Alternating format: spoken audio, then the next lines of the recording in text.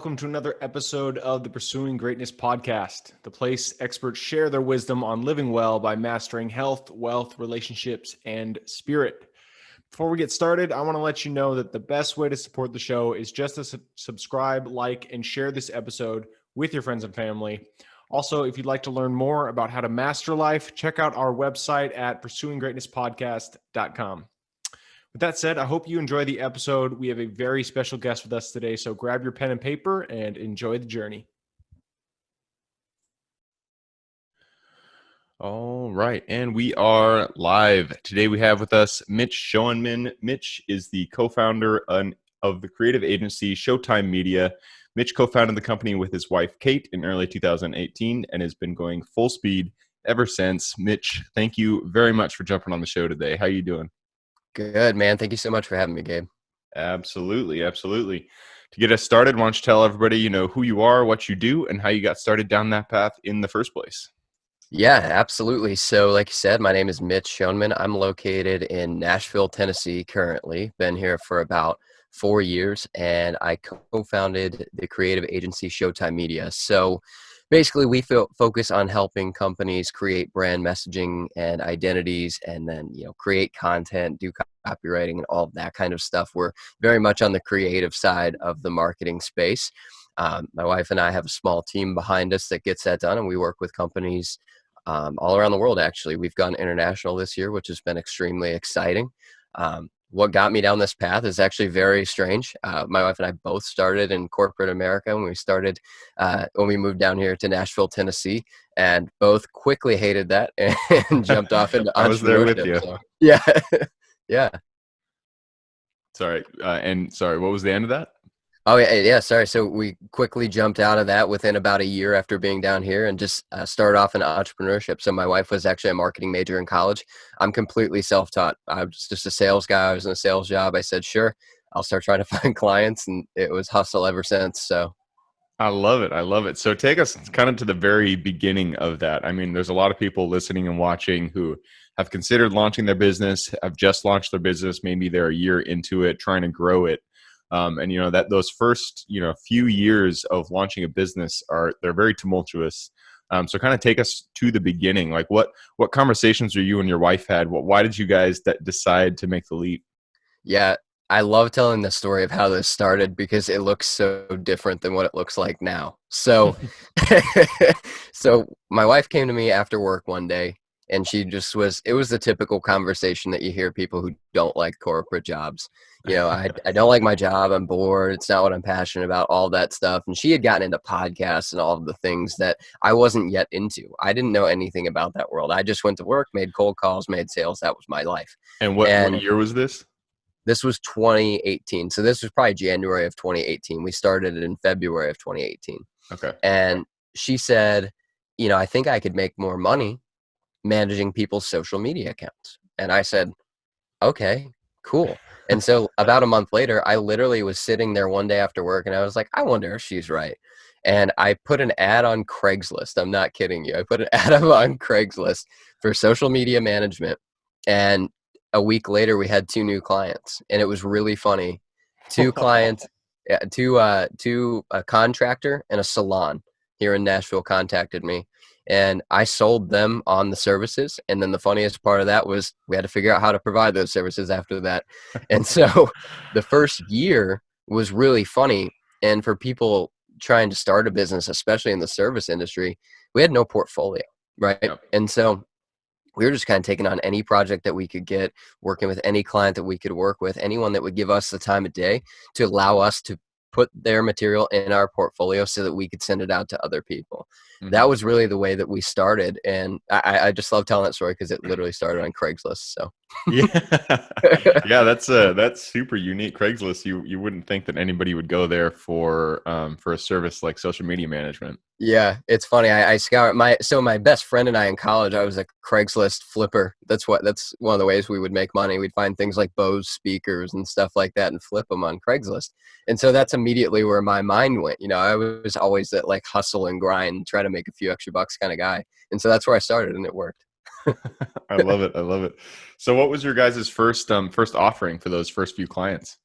So the first offering, and actually throughout the first year, we were just doing social media management. So we'd put together a package where if you had, let's just say Facebook, Instagram, Twitter, we'd put together a set amount of postings, a set amount of hours per week that we would spend on community engagement and stuff like that. And we would go solely towards that. And then in year two, we were able to just kind of continue educating ourselves and learning. And a couple clients allowed us to start experimenting with running ads and stuff like that. And so we were able to gradually get into full service digital marketing.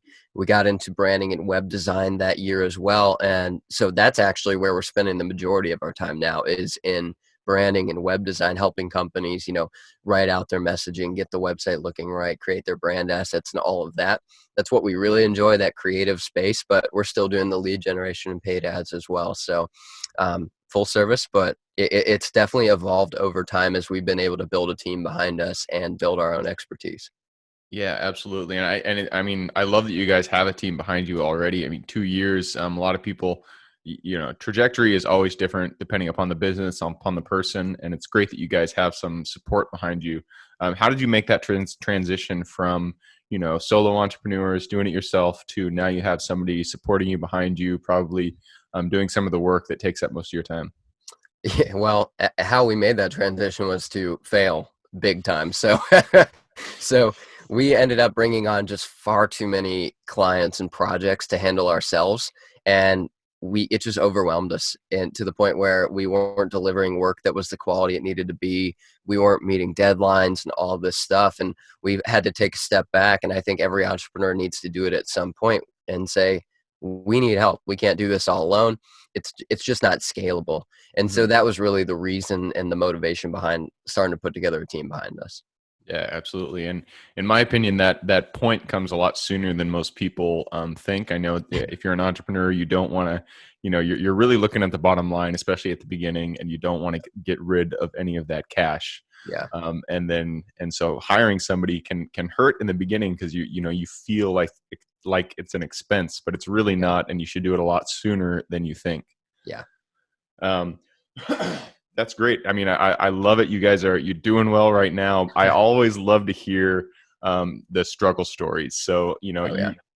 everybody knows that when you start anything new, um, it's always going to be a struggle. You're going to run into things that you did not expect, and that you have to kind of find a creative solution to get through. So kind of take us to a moment where you guys, I mean, you're starting a business, so I'm sure there's plenty of struggle stories, but take Oh us yeah. to kind of a pivotal moment where you ran into a problem and you realized, crap, this is not going the way that I wanted it. I have to find a new solution for this. And then tell us, what was the lesson that you learned after that? Yeah. Well, it really relates back to what we were just talking about. I'll tell the story in a little bit more depth, but I mean, this would have been early 2019. So a year into the business, we had, I think, probably 20 clients. I don't know the exact number, but it was around 20 clients. Wow, 20 And clients. It's yeah, great. and we were running it all ourselves. Everything. Me and my wife. Wow. Yeah.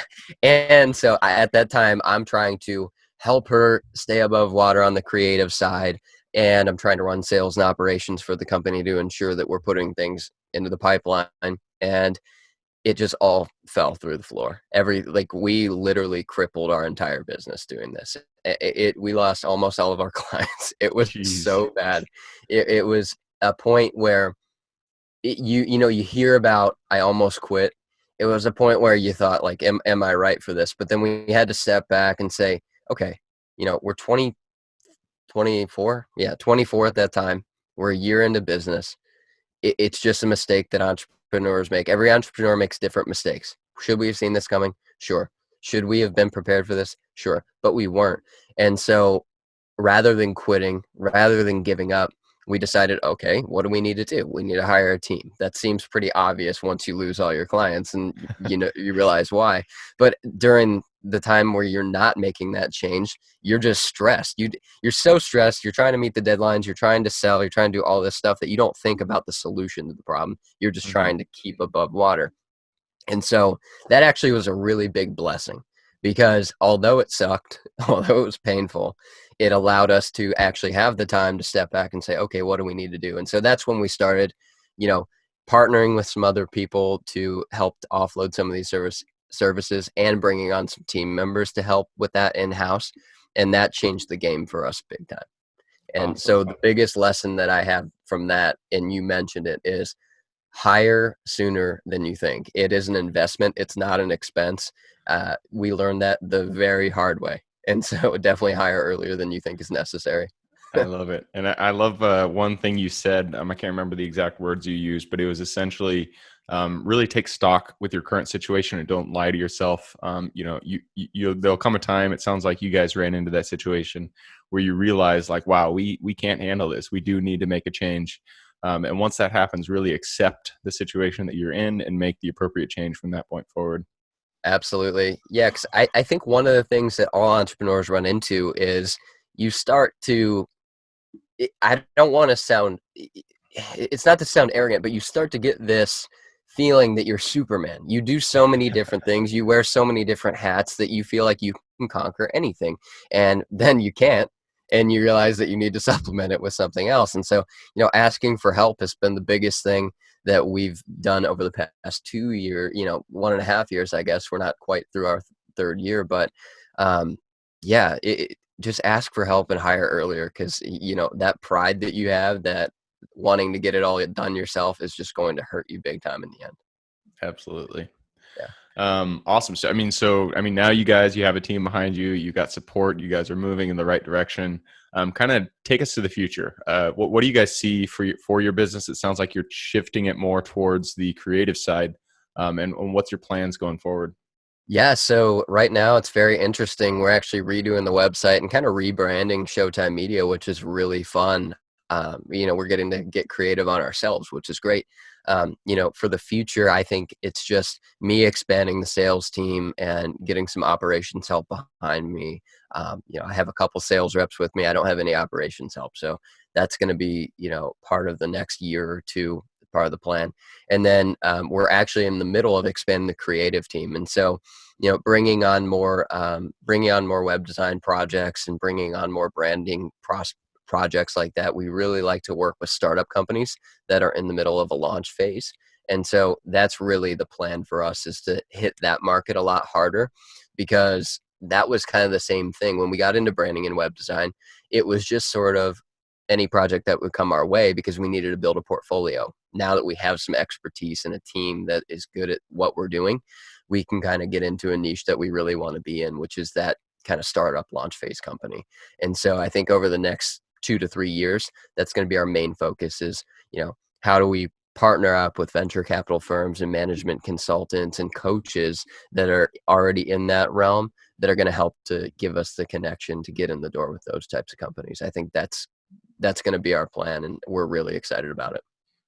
Awesome. Well, if you guys keep doing what you're doing, I'm sure you'll get to where you're aiming for. So I absolute think confidence so. in you guys. Yeah. So I'm sure there are people listening, watching, who, they are running their own business. They're starting to run their own business. And obviously marketing is a huge piece of growing a business. You run a marketing company, so give the people listening and watching some just basic tips that they can implement with themselves in their own business to help them grow online. Yeah, absolutely. So the first one I'm going to start with is a messaging tip. People get far too complex with their messaging on what their business is, what their business does. Keep it simple, be clear, allow the prospect, the customer, the audience member, whoever it is, to know exactly what you do, exactly how you do it. Don't use a bunch of industry jargon. Just help them to simply know what you do. The other is engage. A lot of businesses put out content. They put out videos, podcasts, posts. People will comment. People will inquire on their website, and they'll never get a response, which is crazy to me. And the third is put out quality content. So to us, quality is far more important than quantity. If you can do both, that's better. But quality is where the most important thing lies, because we'll look at a website that somebody has that we're redoing, and the pictures are blurry, or their messaging makes no sense at all, or has grammatical errors, or their social media feed just looks really bad. And so the quality is going to give you, I always say, you wouldn't wear a t-shirt to a job interview. Your job interview is your quality of the content that you're putting out, right? Those people are coming to your website or your social media, and that's your first impression. You want to give a great first impression to those people, because if not, they're just going to move on to the next. There's millions of companies in your industry, most likely, if you're listening out there. Unless you have a unicorn, you've got a lot of competitors. So, you need to stand out with the quality of the things that you're putting online. So simple, engage, and put out quality stuff. I think those are the top three things. Obviously, marketing is a deep world, but yeah, I would start there. I like it. And I like the phrase, you wouldn't wear a t-shirt to an interview. That's highly accurate. Awesome. Well, hey man, we are nearing the end of the episode. And I appreciate you coming on here. For everybody who's watching on YouTube, the reason Mitch is in a closet is he is replacing his roof, and this is the only quiet place he could find. So you now get an inside look into Mitch's closet. You know me a little bit better. Awesome. So going into quick question round, the first question, I always like to ask people their book recommendations because I'm a big bookie. So 2 book recommendations, one for business, one for life. Go for it. Yeah, let's do business first. So there's a million that I could go with, but I want to do Purple Cow by Seth Godin. And so it's an older book. It's he wrote it, I think, in the early 2000s. I can't remember the exact publishing date, but it's about creating things that are unique in your marketing messaging. It's about standing out. So the whole point is, you see so many cows as you drive down the road in fields and everything, but what would happen if you saw a purple cow? You would notice it immediately and you would remember it. So it basically centers around how do you create that purple cow with your marketing material. And I think it's just super valuable to anybody in any industry. Purple cow for sure. Life, let's see. So I'm a big fan of How to Talk to Anyone. And basically it's a modern version of How to Win Friends and Influence People by Dale Carnegie. Oh, nice. Yeah. Yeah, they modernized it, and I really like it because it uses a lot more applicable to today examples of, how all those principles that Carnegie wrote about so long ago apply to today's world. And I think it's super important because, whether it just outside of business, you got to know how to talk to people. You got to know how to build relationships. You got to know how to listen, all that kind of stuff. And so I think that's a super valuable book that people could take home and kind of supplement the How to Win Friends and Influence People that most people have already read. I love it. So Purple Cow and How to Talk to Anyone. Great recommendations. Next question. If you could give one recommendation for a tool or an app, what would that be? Ooh, man, a tool or an app. So I'm a big fan of, let me tell you the exact name of the app because it's a sleep app. Sleepwatch. So I have an Apple Watch and I have the app Sleepwatch, and what it does is tracks my sleep. And over the past year, I have found that to be vitally important to my entrepreneurial career because the better sleep I get, the better performance I get on a daily basis. I'm also, health, workout, food nut. And so I think that kind of ties into that. So if you're out there and you're the same way, Sleepwatch is very valuable to me. Awesome. Sleepwatch. Third question. What habit contributes the most to your success? Getting up early. It sounds cliche, and I know a lot of people talk about it and they harp on it, and a lot of people don't want to hear that that's a secret to success. But for me, it just allows me to, wake up in the morning, knock out some things, spend some time alone and relaxing without a screen and stuff like that. Gives me a super high level of momentum into my day, and I'm able to knock out far more than typical people who wake up a little bit later, I think. Yep, I'm a big fan of that as well. Yeah. Last question: if you could go back to the Mitch who was just getting started, 2 years ago, and give him one piece of advice going forward, what would that be? Be ready for all the headaches that come with entrepreneurship. It's not easy. Even as you draw out a great plan and on paper it looks like it should work, this is not school. This is not a textbook. Things are going to go wrong. Things are going to come out of left field and be thrown at you that you would never expect. And so just be ready for that. And don't let it get you down. Be ready for that to be part of the excitement that comes with entrepreneurship. That's what I would tell the me that was getting started. I love it. Be ready. And that's super pertinent, especially to my experience. You just got to be ready for anything that come down the pipeline for sure. You never know. Yeah. Awesome, man. Well, hey, thank you again for coming on. If somebody did want to get in contact with you, what's the best way for them to do that? Easiest way to get in contact with me is through LinkedIn. I'm very active on LinkedIn. I'm on it every single day, a lot of the day. So I'll spell my last name for you. It's Mitch. Well, I'll spell the whole name. It's Mitch, Mitch. And then my last name is Shoenman, Schoenman. You can connect with me on there, shoot me a message. I'm pretty responsive. So Perfect. And I will also throw his LinkedIn URL in the show notes. So if you want to get in contact with Mitch, just go ahead and click through there and reach out. awesome. Awesome. Well, hey, Mitch, thanks for showing up. I appreciate everything that you shared with me. For everybody who's here on this episode with us today, thank you very much for coming along on the journey. Again, the best way to support the show is simply to subscribe, like, and share this episode with your friends and family. And I look forward to seeing everyone on the next episode. Thank you guys for sticking with us on another episode of the Pursuing Greatness podcast. I hope you got a lot of value out of that guest. Again, the best way to support the show is just to subscribe, like, and share with your friends and family. Also, check out pursuinggreatnesspodcast.com if you want to get more information about what we do and what we offer. I hope you guys have a great day and keep living in integrity with yourselves. And I look forward to seeing you on the next episode coming shortly.